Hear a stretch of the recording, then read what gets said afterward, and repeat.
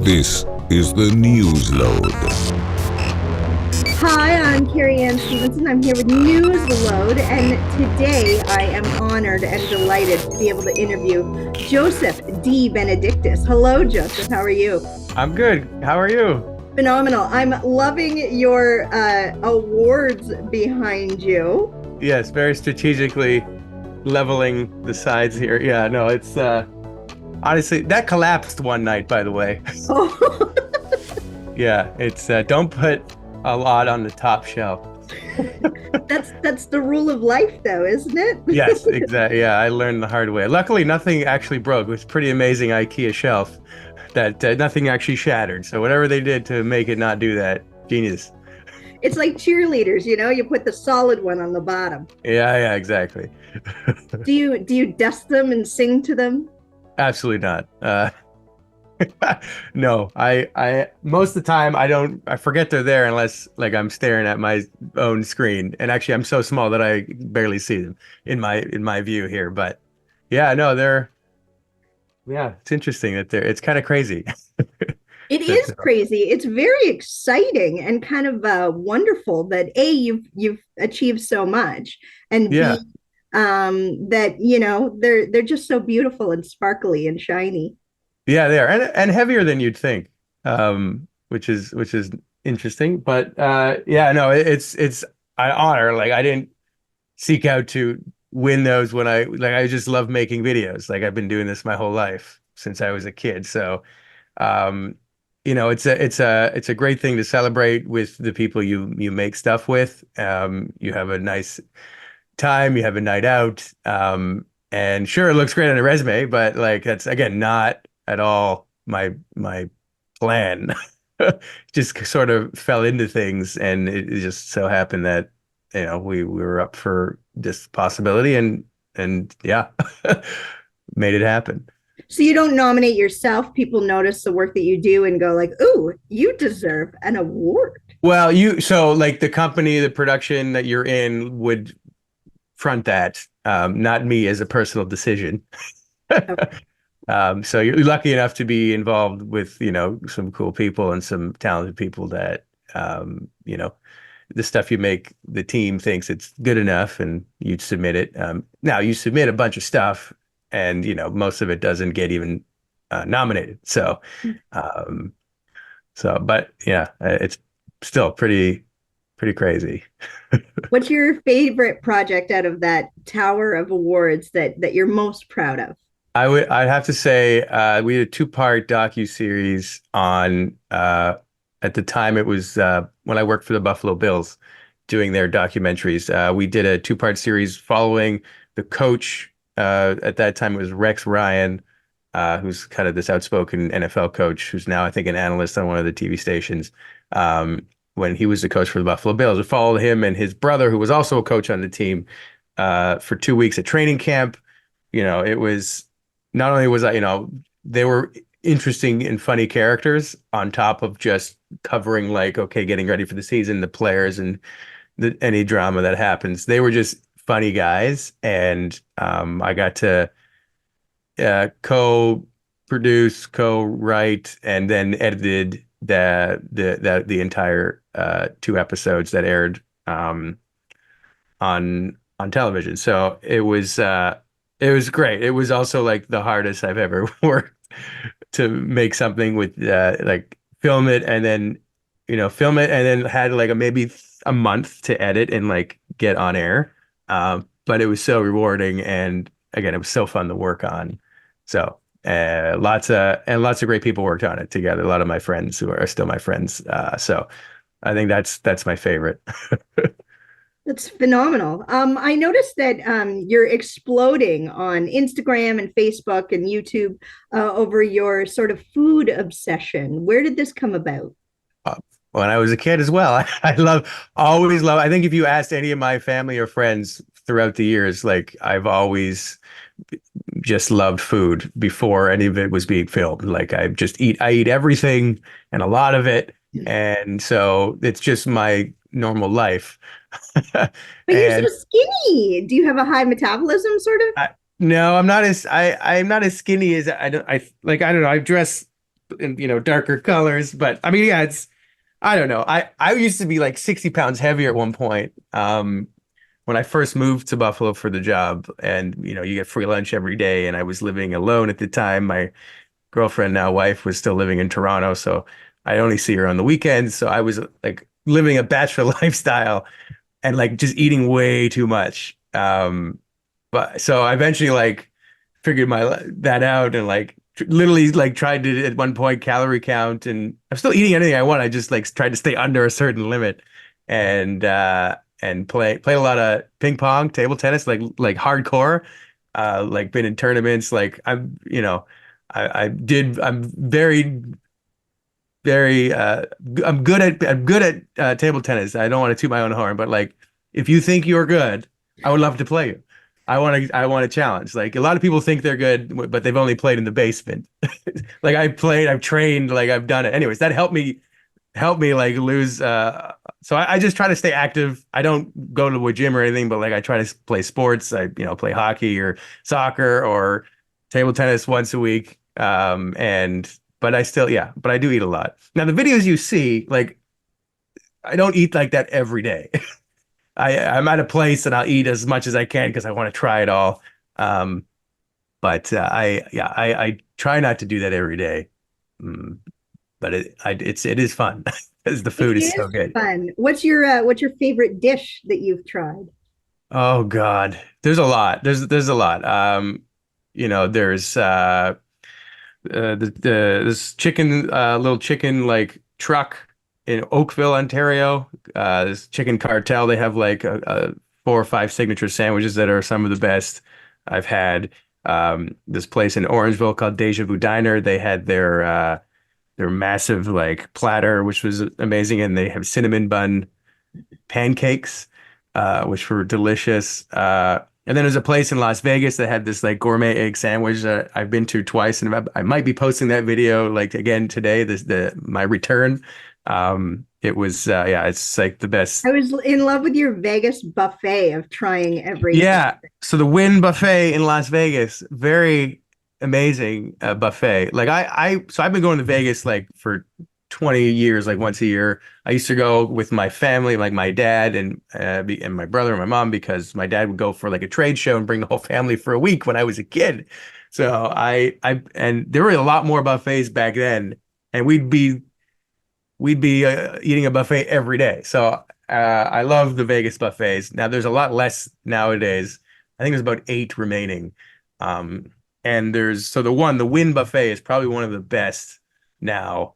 They just, if you love seafood too, it's like a ton of seafood, which is probably, more expensive than anything else. So you get your money's worth. And I was trying to make that, get my money's worth. And I ate a lot. That was a rough evening afterwards.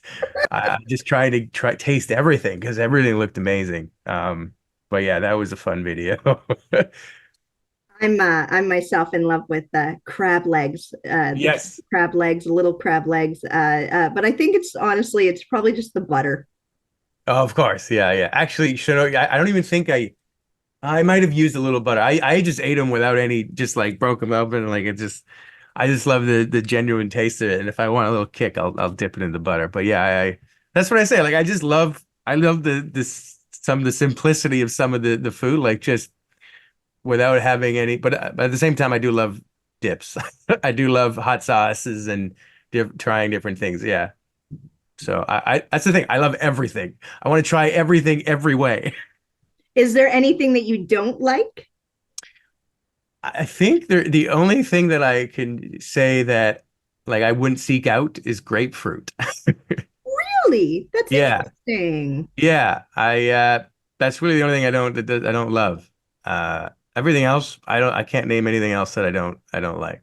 I had a seafood tower in Vancouver on a bad date, and we tried jellyfish rings, and they had no flavor, and they were like elastic bands, the consistency.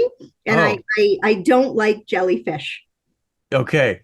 I haven't I can't say that I've tried it, I so don't recommend it. don't recommend. Okay. Well, I'll stay away from it then. Have you ever had any crazy fans send you anything nuts? Uh we've had some people send us a lot of like chocolate and stuff. A lot. So like I got a package from Australia with all their snacks and chocolates once. That was pretty cool. Another one was from the UK. Um, we've had one from Japan.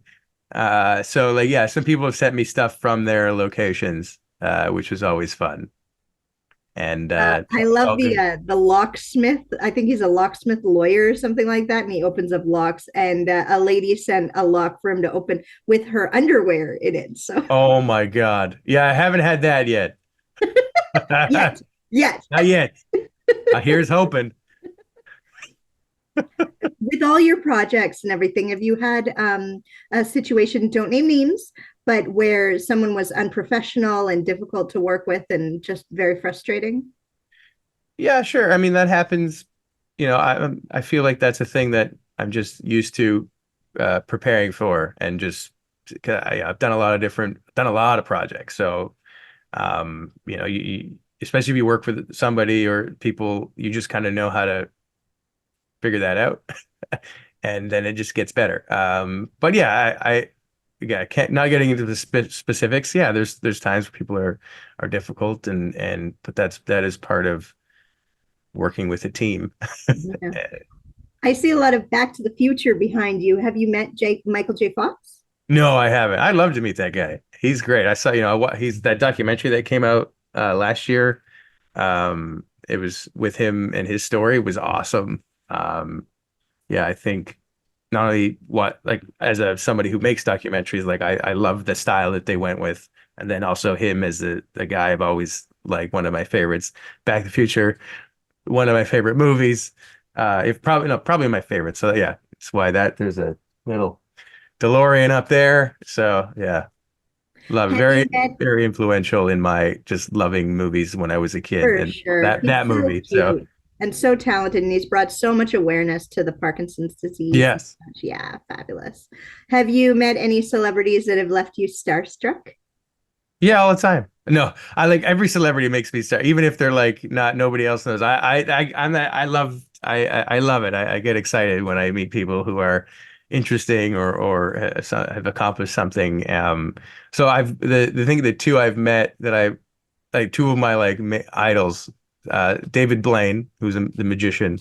I've met him several times. I've been to a bunch of his shows. He was very influential when I was a kid. I got into doing magic, especially in high school because of him. And then, making videos, getting my friends to film me, and then I'd be editing videos I was just basically doing his act for friends and whoever.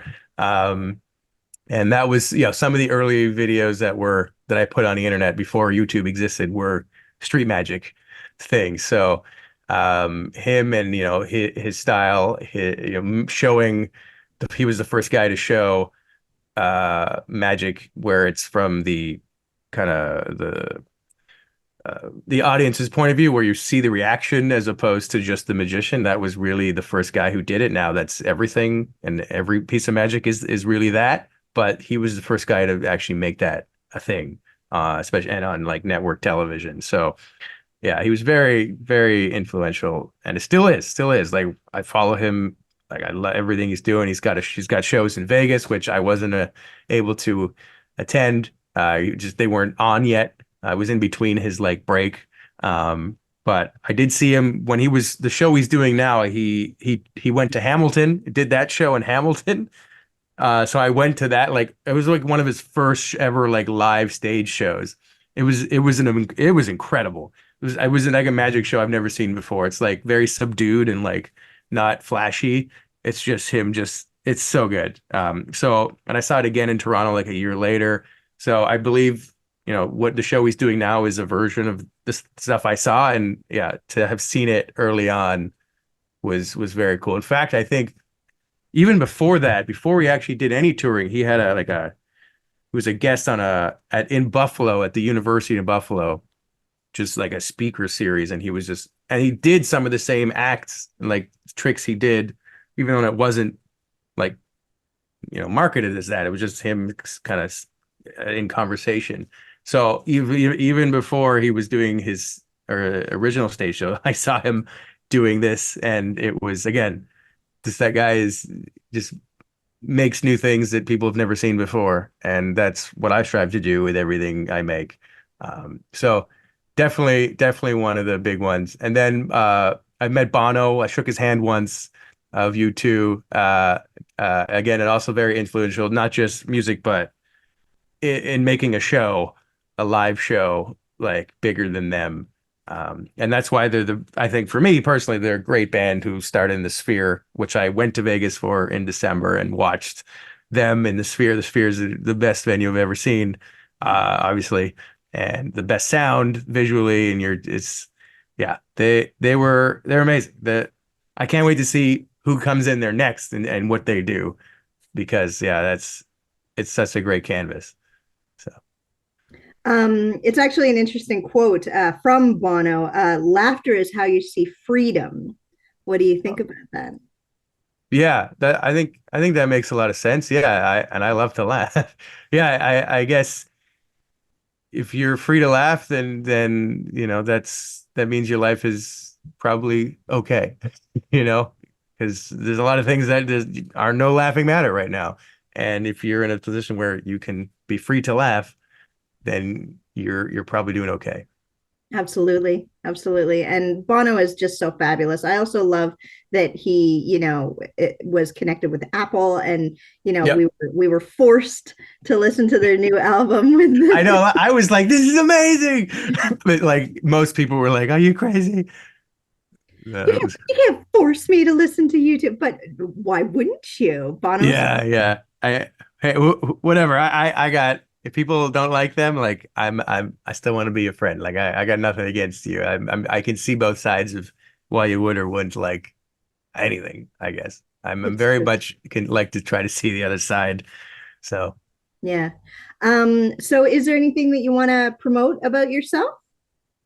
Well, coming up, I'm booking a bunch of stand-up comedy dates. There's a couple in March 9th. There's one at Burlington Brewery, which is Joseph and Friends Comedy Variety Feast, named perfectly for what we do, is because there might be a magician on the show. There's some comics, and then at the end of the show, we all come back on and we taste test one of the dishes from the venue we're in. So it's truly a variety show as well. During my part, I show some videos and talk about what happened with those, and leading up to the pre-show, there's a bunch of videos that I've done that are kind of looping on the screen. So I try to make it different than any just straight stand-up show, just because that's it's just me on my love of stuff. I put it into a live show. So that's March 9th. 8 p.m. And then I believe before that, I think I'm back at Burlington Brewery the week before. Got a 5-minute spot there with Ryan Belleville as the headliner. And then I'm at Levity Comedy Club in Hamilton often. I was there last night. I wasn't on. I was just watching because I love it. I believe I'll be on in a few weeks again. Amazing. So I have a church in London with 450 seats. You should come out and do a spot. Oh yeah? Oh, amazing. Okay. That gives me an excuse to get to London too and try some food. Absolutely. We have some decent food. Yeah? Oh, got some good spots? Trucks and such. Yeah. Okay. Yeah. It'll be cool. Okay. So if you can just do one more thing for me, if you can say it loud, say it proud. I love Newsload. Okay. I love Newsload. Phenomenal. Well, thank you so much, Joseph. I hope you have a wonderful day. And yes. I also look forward to hopefully having you visit us in London. Yeah, please, let's set that up. That'd be awesome. I'm looking for more dates as the year goes on. So for sure. This is the Newsload.